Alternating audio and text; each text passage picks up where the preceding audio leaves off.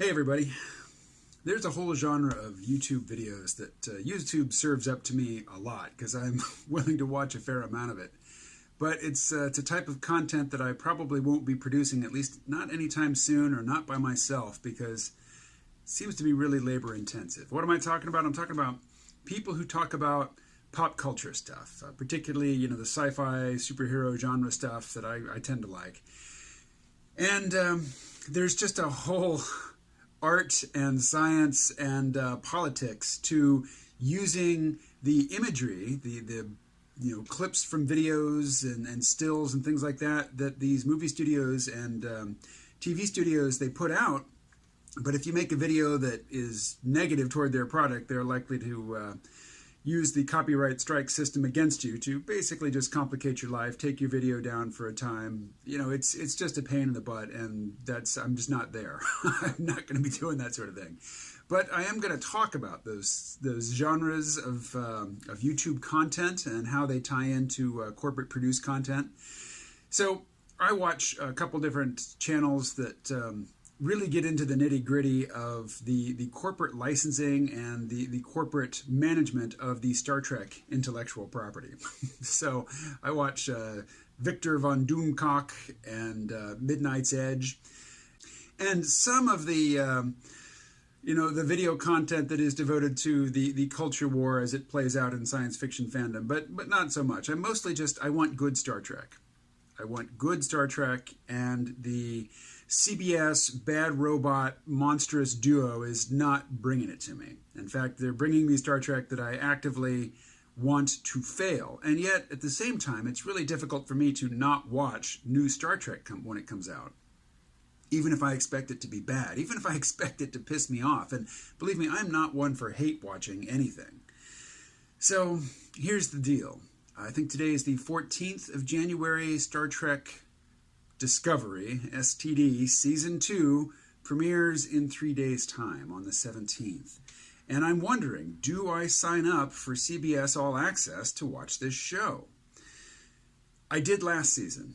And this reminds me of, I think this had to do with Star Wars, or Solo, a Star Wars story, but maybe it was a different film. But there was a film reviewer, a YouTuber that I was watching he wanted to deny Disney any profit from his buying a ticket to see Solo because he was pissed off about The Last Jedi. And so he went to the theater and he purchased a ticket for a different movie. And then he walked in to Solo so he could watch it and talk about it and be part of the larger cultural conversation around these movies and TV shows. So I definitely want to be a party to the Star Trek Discovery conversation. And there's a couple questions that I have, and these are just I'm not ragging on anybody. These are just issues that I'm sort of weighing. One, do I want to watch it at all? With season 1, not only did I watch every episode, I watched every episode twice, and I had a formula for it. I would watch the first episode good and baked, so that I couldn't really be all that critical of the story. I could take in the design, I could take in the pacing of it, the rhythm, the personalities of the characters, but not get too hung up on plot structure, or even worse, how does this fit into established Star Trek canon? And then I'd watch it a second time, usually the next day, straight. And that's when the stupidity of it would, stand up and announce itself. And if I just watched it high and never watched it a second time straight, I might have a higher opinion of Star Trek Discovery, but at the same time I'd have a much fuzzier picture of how it all fits together. So, hate watching, that's one thing. Paying for something that I don't want to support the product, or I don't expect to like it, but at the same time I want to participate in the larger conversation around it. Do you pay for it? Now, I like the idea of going to the theater and buying a ticket for a different movie, and then going into the one that you want to see, so as to deny the corporate studio any opening weekend box office push. Because, at least you're not ripping off the movie theater. I mean, how could you? I mean, you'd have to be pretty brash, I guess, to just to sneak into the theater entirely. Although you can certainly download a cam version, and this brings us to the other point that I want to talk about, and that's piracy. I have pirated a great many TV shows in the past decade. And not because, I wanted to deny the studios any money, for the creation of these products. I did it because I was broke. And, these were shows that not only did I want to watch, I wanted to succeed. Just about every episode of The Walking Dead I've ever seen, I got from the Pirate Bay, or some other torrent site. Every episode of Game of Thrones, every episode of Westworld. I mean, I torrented all of these because I just didn't have the money to pony up for HBO, and particularly until HBO got its own app.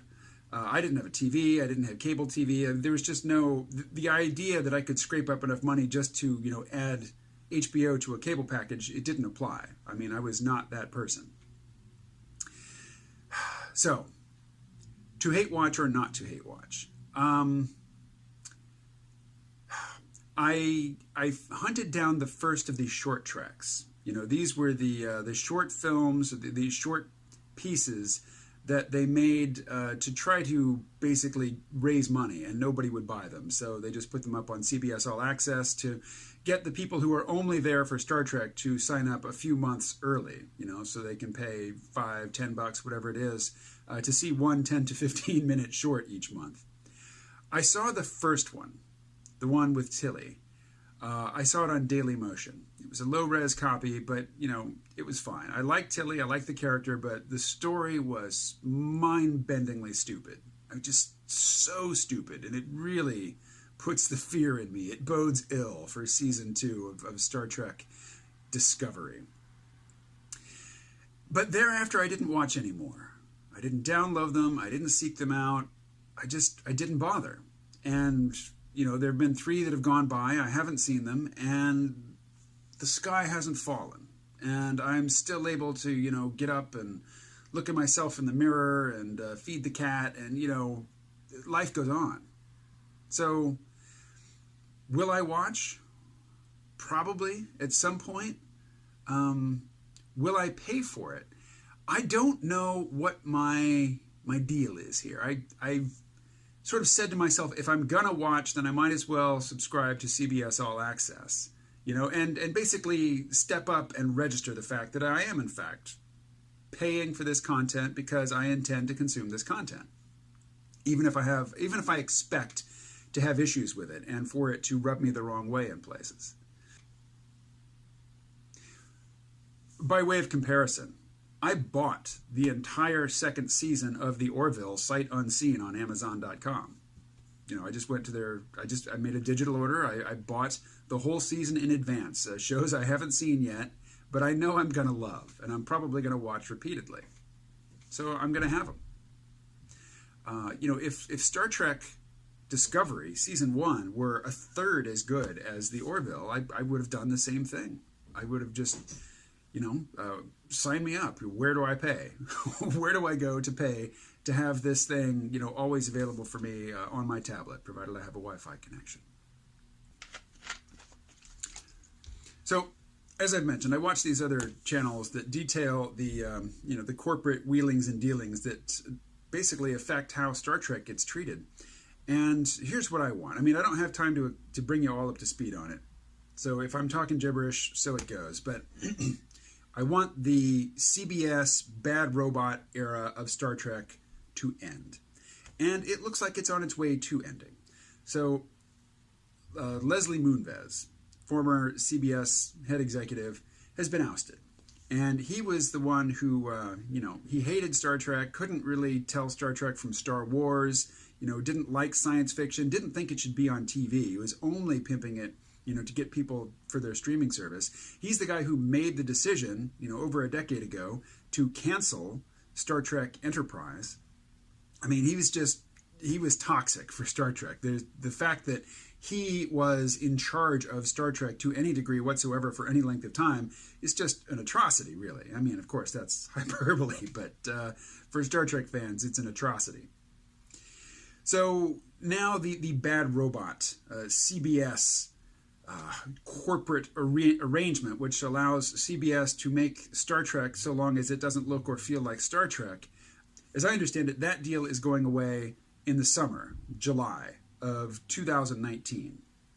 And to save it, I think Bad Robot would have to get a Star Trek movie into production before this summer, which is just not going to happen. Star Trek 4, Star Trek Kelvin Timeline, Star Trek 4 seems to be dead in the water, and thank goodness. I love the cast of those films, hate everything else about them.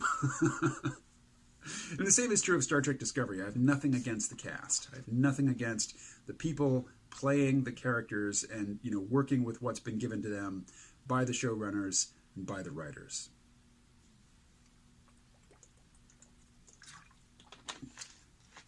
But I want Bad Robot Star Trek to end. I want Akiva Goldsman and I want Alex Kurtzman gone from anything having to do with Star Trek. And here's my reservation. I don't want to give Bad Robot Star Trek one molecule of oxygen. I want it dead. I want it dead now. And it's not going to happen now, but I want it dead by this summer for sure. And so if my denying CBS All Access $5 or $10 a month, whatever it is, brings Bad Robot Star Trek 1 inch closer to the grave, well, then it's a sacrifice I'm more than willing to make. So it's not a done deal in my head yet. I haven't fully decided, but right now I'm leaning towards don't watch it, certainly don't pay for it, and just understand that, a lot of people will be talking about it and you will be excluded from those conversations, but there is so much else happening in the world, so much happening in my life, so much happening in the community around me that I think that's a sacrifice worth making. I'm not committing to it here on camera, here on YouTube. In a moment of weakness, I might crawl back to CBS All Access and pony up the credit card number and, get that content. And I don't have time to go into the whole absurdity of corporations owning our cultural archetypes, but that's where we are right now. Okay, that's more rambly than I had intended. Thanks for sitting through it, and I will talk to you again tomorrow.